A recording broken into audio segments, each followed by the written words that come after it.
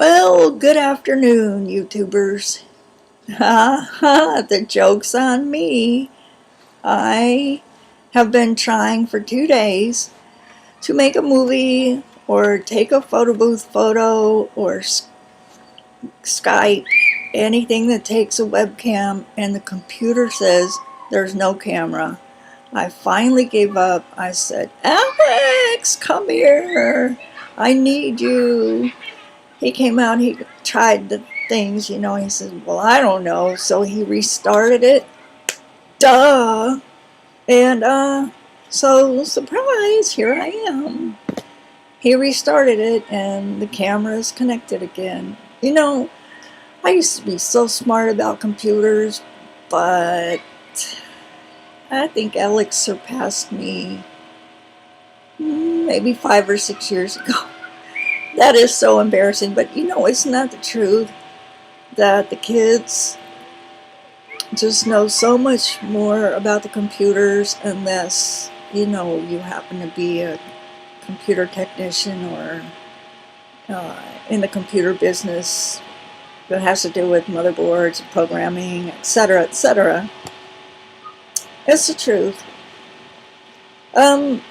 Okay, I told you I've been watching conspiracy videos and reading articles and stuff because I actually think it's kind of funny, some of the conspiracy theories that are out there. Well, I think a lot of things are funny.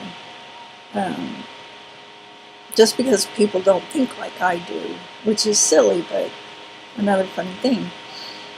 And so I've been watching YouTube videos made by preppers. Hold on, please. Where was I? I don't know. Okay, videos made by preppers. Most of the people, most of the preppers sound like they've pretty much given up on humanity and government.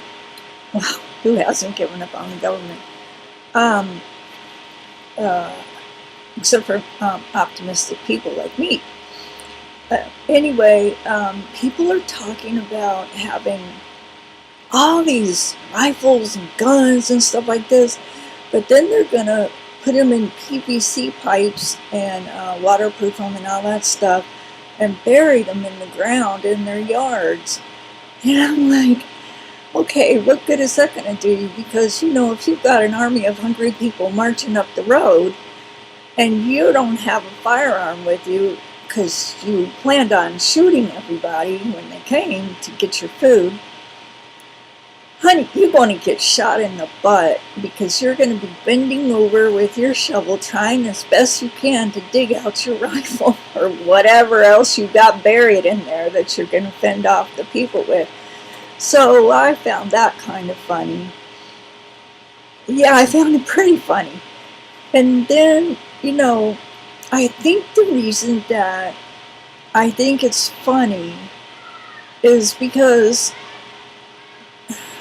the people have given up, and instead of trying to change the way things are in government, all the way from the top down to city council,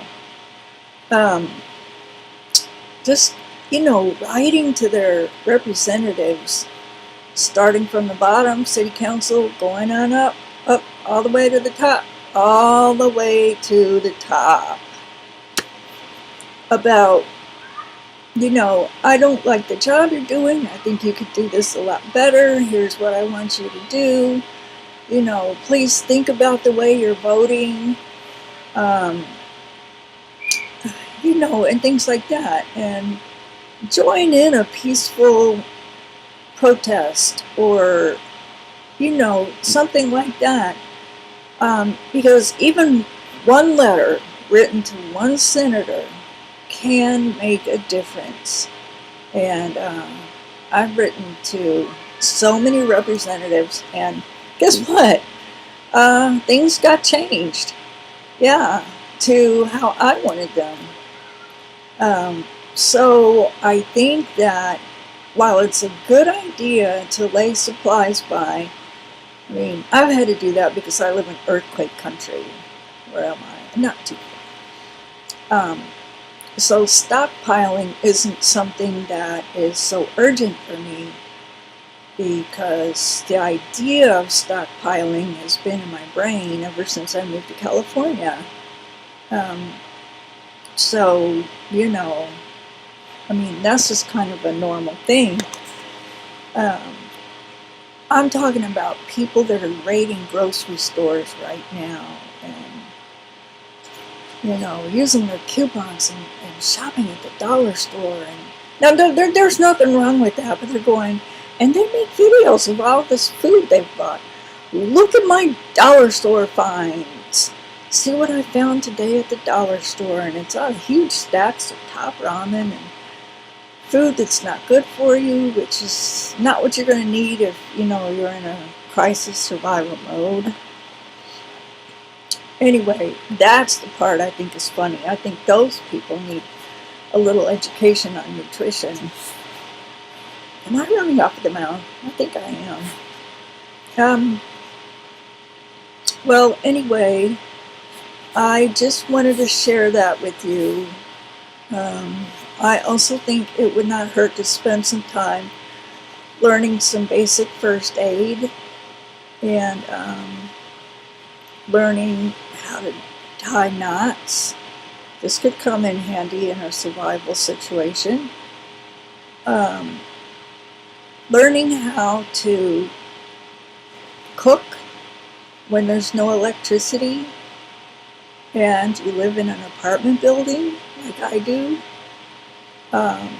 And I've already learned how to do that, so I'm still working on my knots. I forgot all my Girl Scout knots, except for the granny knot. And the half hitch that I use to tie up my clothesline. Or a double half hitch. Take your pick. Let's see. And, okay. Also, one thing you need to save is your seeds. If you grow a garden and, you know, it's the end of the season and a lot of your plants are flowering and they're allowed to dry on the vine or the, you know, whatever they're growing on. When those seeds are dry, you could save them and then plant those next year. And that's how our ancestors did it. And so, and then they'll be free next year. And that's one thing that people need to stockpile. And actually, I think people are starting to buy seed packets en masse as we speak. But saving seeds is free. And I know why it's so funny, the stockpiling. It's because only